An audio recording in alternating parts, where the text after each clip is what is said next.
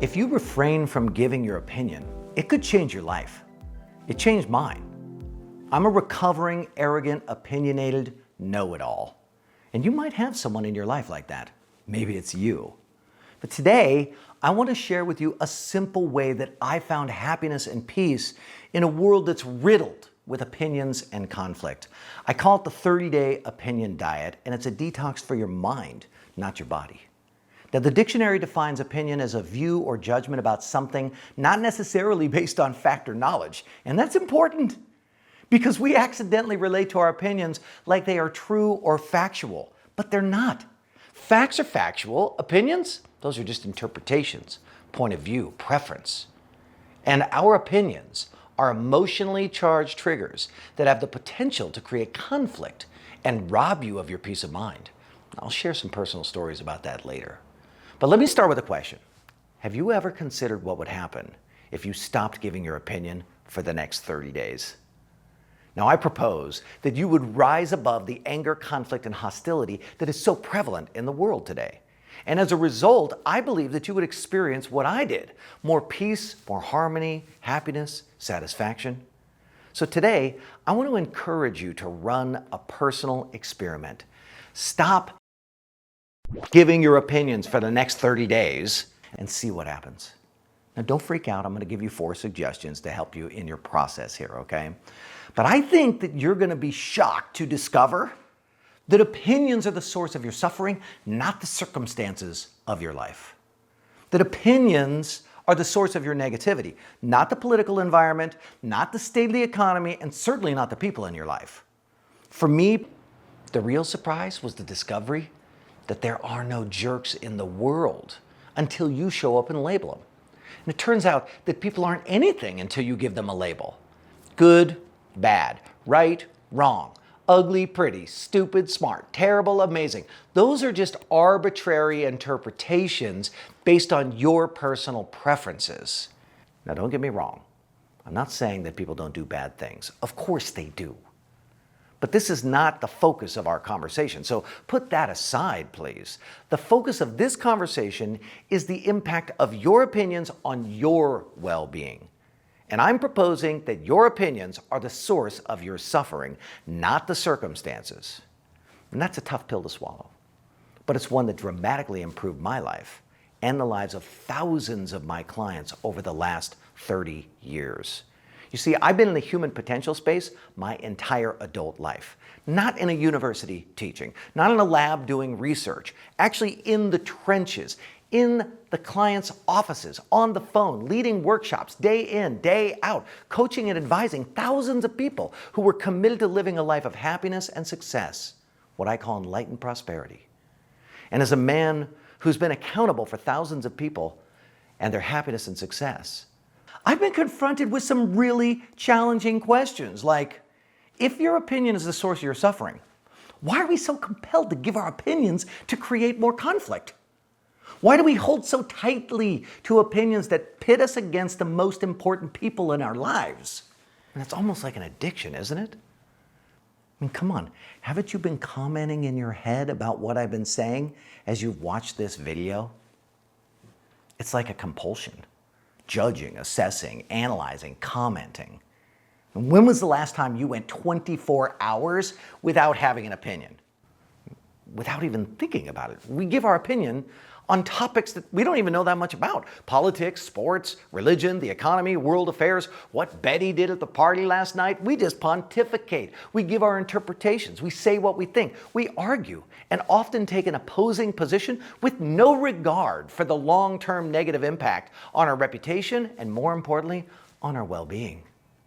It's like we're addicted to the rush of sounding informed and looking intelligent, giving advice, or worse, being right, proving people wrong, being arrogant, having pride, dominating people, the rush of conflict.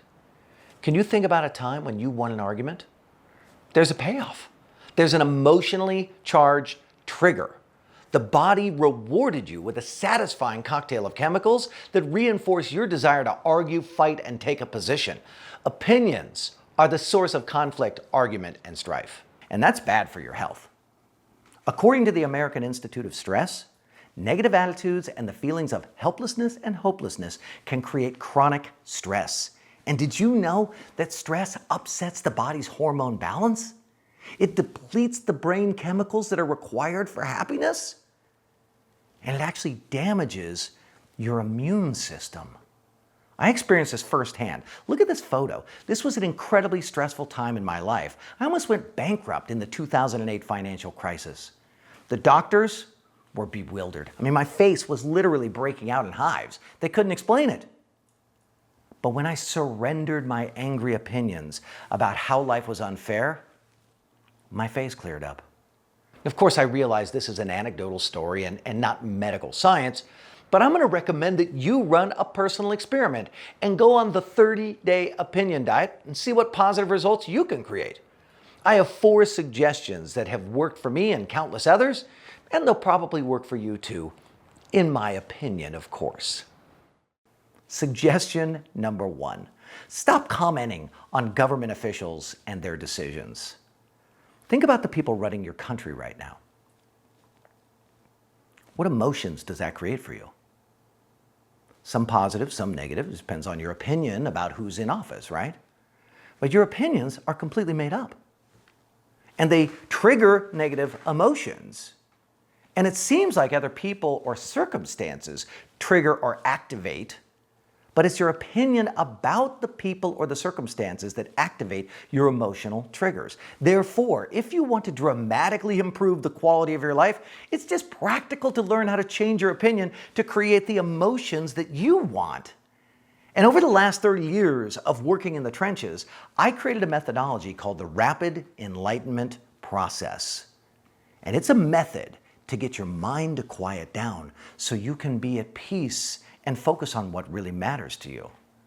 And one of the cornerstones of the Rapid Enlightenment Process is practicing the skill of changing your opinion to create the emotional response that you want.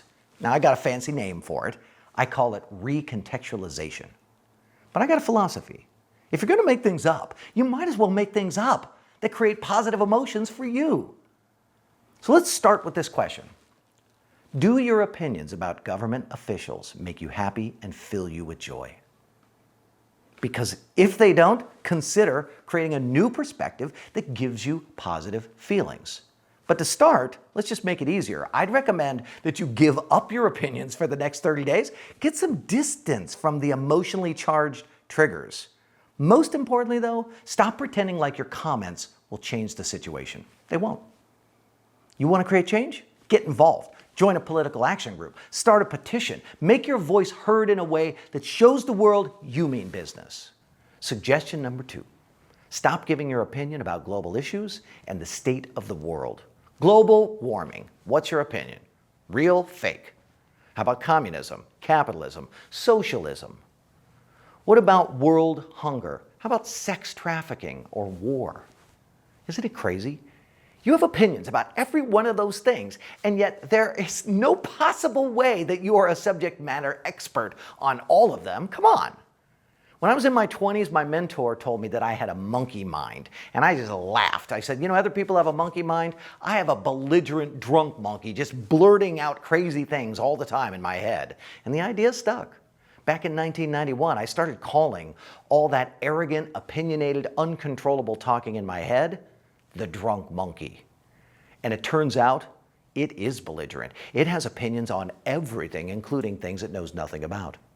The drunk monkey automatically generates opinions that create negative feelings regarding topics you're barely familiar with.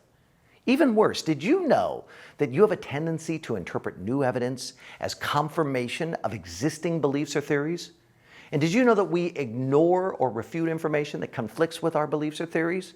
It's called confirmation bias. In other words, the drunk monkey unconsciously blocks out any point of view that doesn't confirm your beliefs, and it accidentally believes people who have similar views, even if they are verifiably untrue. So what does that tell you? Don't trust the drunk monkey. It wants to be right about the world, and it doesn't care about the facts. And if you're committed to making a difference in the world, great. Get involved. Make the world a better place.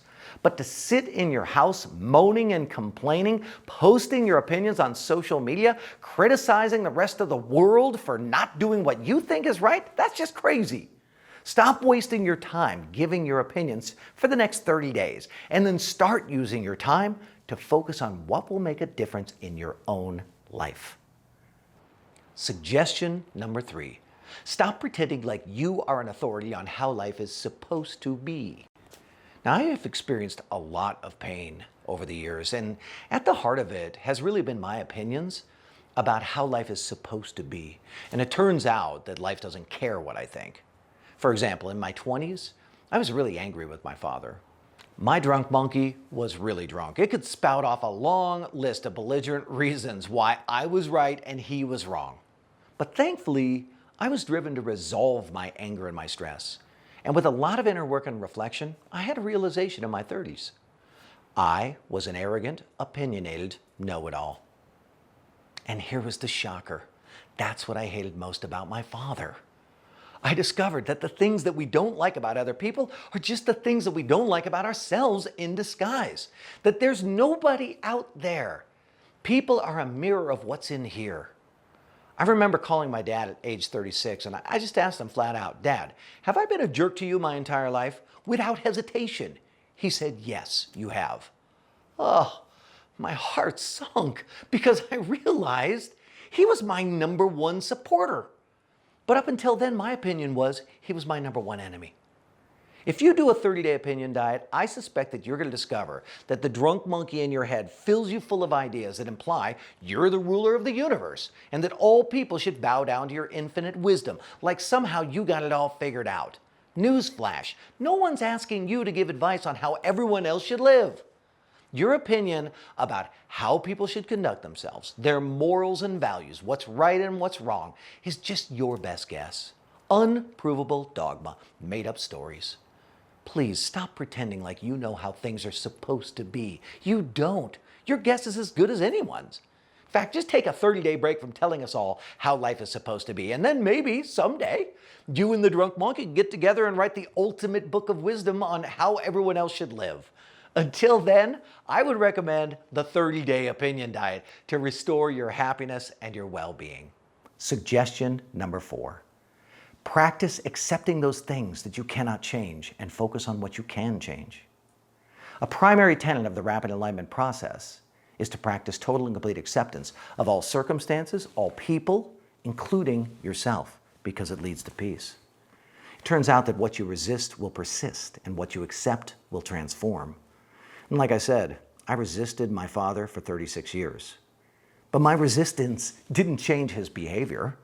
It turns out I didn't need to. Turns out he wasn't the problem. My opinion was the problem. And when I let go of my opinion, I put myself in his shoes and I looked at the world through his eyes, I realized he was just a man like me, trying to live a good life and do well for his kids like so many of us. And that shift in perspective changed everything. That spite and that anger that I lived with for 36 years suddenly transformed. And I was overwhelmed with my love and my appreciation for him.